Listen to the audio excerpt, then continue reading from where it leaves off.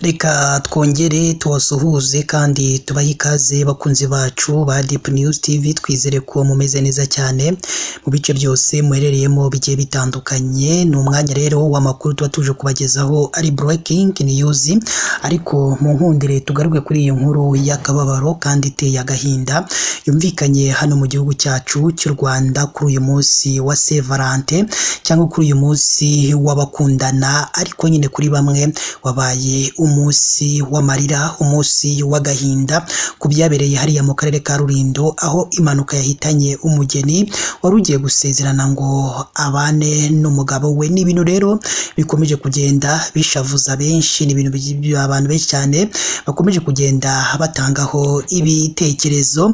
Reka tureke kwizimbya mu magambo, ahubwo dutangire n'iyo nkuru. Icyo tubasabye mudukurikire kugira ngo mugende musobanukirwa akantu ko kandi. Ni impanuka rero yabereye hariya mu karere ka Rulindo, yahitanye umugeni wari ugiye gusezerana nk'uko amakuru yamenyekanye abitangajwe n'ubuyobozi.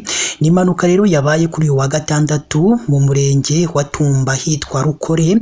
Imodoka yarimo umugeni, umukobwa na bamwe mu bo mu muryango we bari bagiye gusezerana muri kiliziya kuri paruwasi ya Rulindo. Ni inkuru kandi yaje kwemezwa n'umunyamabanga nshingwabikorwa w'umurenge wa Tumba, Dusabe Ale, aho nabyishi yavuze kuri iyi mpanuka, ariko yabwiye itangazamakuru ko amakuru bayamenye ari uko umugeni yahise yitaba Imana ubwo impanuka yari ikimara kuba. Ni inkuru kandi yaje inashimangirwa n'umuvugizi wa polisi ishami rishinzwe umutekano wo mu muhanda CP Kayige Emmanuel, aho yemereye itangazamakuru ko iriya mpanuka yabereye ahitwa Gashoro, aho umushoferi yananiwe gukata imodoka kubera umuvuduko yariho, imodoka ikubita umukingo igusha urubavu maze ahita abura ubuzima uwo mugeni wari uri muri iyi modoka. Uyu muvugizi rero yagize ati hapfuye umuntu umwe, hakomereka abandi bantu 9 byoroshye, bamwe bagiye kuvurirwa ku bitaro bya Nemba, abandi bagiye ku kigo nderabuzima cya Tumba. CP Kayigi Emmanuel kandi yavuze ko hari icyizere ko abagiye kwa muganga bitabwaho n'abaganga ubundi bakahita bataha. Yasabye kandi abategura urugendo kubikora kare bakagenda batuje kugira ngo bageraho bajya amahoro nta kibazo na gito bafite.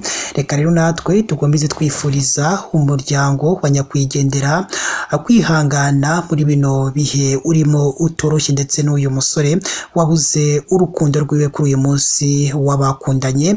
Reka rero kandi natwe tukomeze tubabwira ati mukomeze mureba ahantu handitse ijambo subscribe kugira ngo ntukajye ucikanwa n'izi breaking news tuba twabateguriye. Mukomeze mugire ibihe byiza.